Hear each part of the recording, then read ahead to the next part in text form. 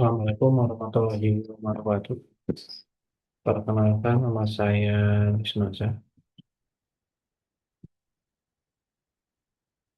Dengan NPM 12 11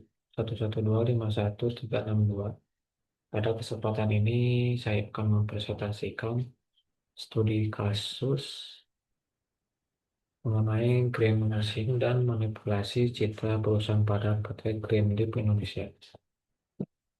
Topik ini saya pilih karena saat ini banyak perusahaan berlomba-lomba menunjukkan citra ramah lingkungan, namun pada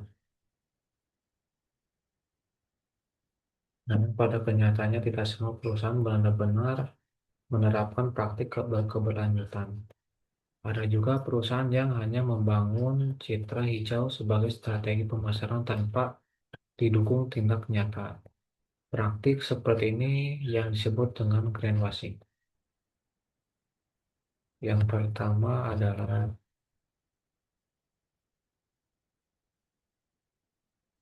yang selanjutnya adalah di pendahuluan. Di sini ada pentingnya etika bisnis dan berkelanjutan. Etika bisnis merupakan dasar bagi perusahaan dalam menjalankan kegiatan usaha secara jujur, adil, dan bertanggung jawab.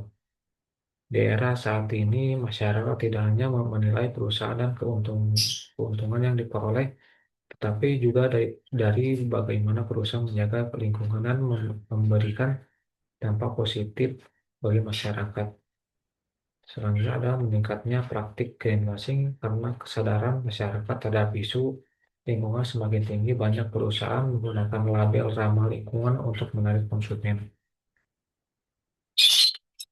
Dan tujuan dari analisis ini adalah untuk mengidentifikasi bentuk pelanggaran etika bisnis yang dilakukan PT Green Leaf Indonesia, menganalisa dampak terhadap para stakeholder, serta memberikan solusi yang dapat diterapkan agar perusahaan mampu menjalankan bisnis yang lebih transparan dan berkelanjutan. Selanjutnya ada ringkasan kasus.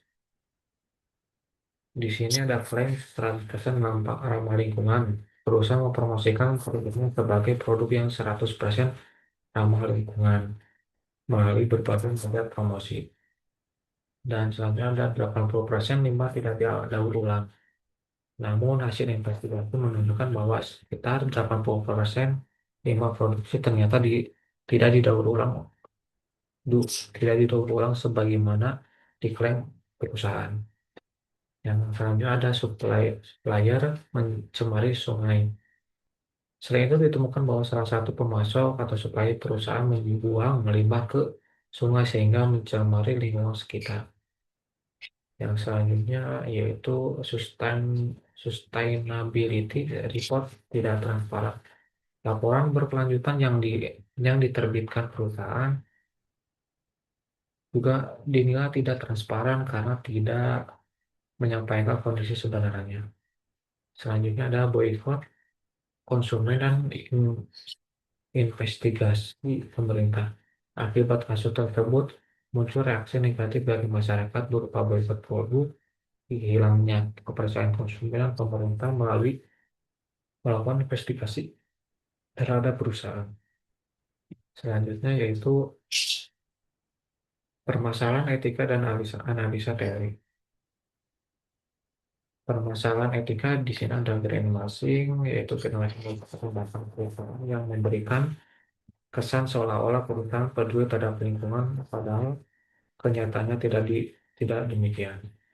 Informasi menyesatkan, selanjutnya perusahaan menyampaikan informasi yang tidak sesuai dengan kondisi sebenarnya, sehingga konsumen membuat keputusan berdasarkan informasi yang salah. Yang selanjutnya itu adalah pengabaian tanggung jawab lingkungan. Perusahaan tidak mengolah limbah secara baik dan kurang melakukan pengawasan terhadap aktivitas supplier. Selanjutnya ada pelanggaran corporate governance. Prinsip transparansi, akuntabilitas, dan tanggung jawab belum diterapkan secara optimal. Lemahnya pengawasan supplier, perusahaan seharusnya tidak hanya memperhatikan kegiatan internal, tetapi juga memastikan supaya mematuhi standar lingkungan. Yang selanjutnya adalah analisa teori. Stakeholder teori. Teori stakeholder menjelaskan bahwa perusahaan memiliki tanggung jawab kepada seluruh pihak yang berkepentingan seperti konsumen, karyawan, investor, pemerintah, dan masyarakat dan lingkungan. Yang kedua adalah triple bottom line, menekankan bahwa keberhasilan perusahaan tidak hanya diukur dari keuntungan atau profit, tetapi juga dari dampak terhadap manusia dan people dan lingkungan atau planet. Planet. Yang ketiga adalah ESG, merupakan konsep pengelolaan perusahaan berdasarkan aspek environment, sosial, dan governance sehingga perusahaan dapat tumbuh secara berkelanjutan. Yang keempat adalah good corporate governance atau disingkat GCG, bertujuan menciptakan tata kelola perusahaan yang bertransparan, bertanggung jawab, adil, dan akuntabel sehingga dapat meningkatkan kepercayaan seluruh stakeholder. Selanjutnya,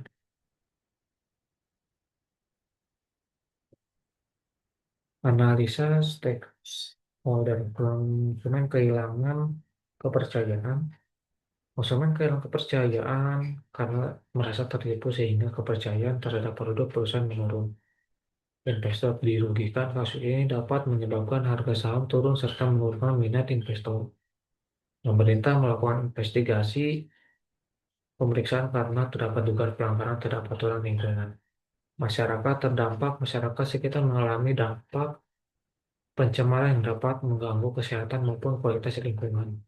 Supplier dievaluasi, perusahaan harus mengevaluasi seluruh supplier agar memenuhi standar lingkungan yang telah ditetapkan. Selanjutnya adalah analisa risiko bisnis. Risiko hukum perusahaan dapat dikenai sanksi administratif maupun pidana akibat terbukti melanggar aturan undang. Risiko reputasi citra perusahaan menjadi buruk sehingga sulit memperoleh kepercayaan masyarakat. Risiko keuangan, penjualan menurun, biaya pemulihan meningkat, bahkan investor dapat menarik investasi. Yang keempatnya ada risiko operasional. Operasional merupakan dapat terganggu akibat investigasi atau penghentian sementara kegiatan produksi. Yang terakhir adalah risiko berkelanjutan. Dalam jangka panjang, perusahaan akan kesulitan berkembang apabila tidak memperbaiki tata kelola bisnisnya. Selanjutnya ada alternatif solusi. Audit lingkungan. Perusahaan harus melakukan audit lingkungan secara menyeluruh agar mengetahui seluruh sumber masalah. Yang kedua ada sustainability report berbasis GRI. Laporan berkelanjutan harus mengikuti standar global reporting initiative sehingga lebih transparan dan dipercaya. Yang ketiga adalah penguatan ESG dan GCG. Perusahaan perlu menerapkan prinsip ESG dan good corporate governance dalam seluruh proses bisnis. Evaluasi supplier, seluruh supplier harus memenuhi standar lingkungan melalui audit dan kontrak yang jelas. Yang terakhir ada budaya etika perusahaan. Etika harus menjadi budaya organisasi sehingga seluruh karyawan memiliki tanggung jawab terhadap keberlanjutan. Baik, selanjutnya adalah strategi implementasi. Yang pertama ada kepemimpinan manajemen. Seluruh pemimpin harus memiliki komitmen terhadap perubahan. Yang kedua ada audit dan identifikasi risiko. Perusahaan melakukan evaluasi terhadap seluruh aktivitas yang berpotensi merusak lingkungan. Yang ketiga ada perbaikan sistem, melakukan perbaikan pengolahan limbah, pengawasan supplier, sistem pelaporan. Yang keempat ada budaya etika, memberikan kepelatihan kepada seluruh karyawan mengenai etika bisnis dan berkelanjutan. Yang kelima adalah implementasi ESG, mengintegrasikan prinsip ESG ke dalam seluruh aktivitas perusahaan. Yang keenam adalah monitoring, melakukan evaluasi secara berkala agar seluruh perbaikan dapat berjalan secara konsisten. Yang selanjutnya adalah kesimpulan. Kesimpulan dari evaluasi ini adalah memang dapat memberikan keuntungan jangka pendek bagi perusahaan, tetapi dalam jangka panjang justru menimbulkan berbagai kerugian. Kasus PT Greenleaf Indonesia menunjukkan bahwa kurangnya transparansi dan lemahnya tata kelola perusahaan dapat mengakibatkan hilangnya kepercayaan konsumen, kerugian finansial, serta masalah hukum. Oleh karena itu, perusahaan harus menerapkan prinsip GCG, meningkatkan transparansi, laporan berkala, serta melakukan konsep ESG secara nyata agar dapat menciptakan bisnis yang berkelanjutan dan dipercaya oleh seluruh stakeholder.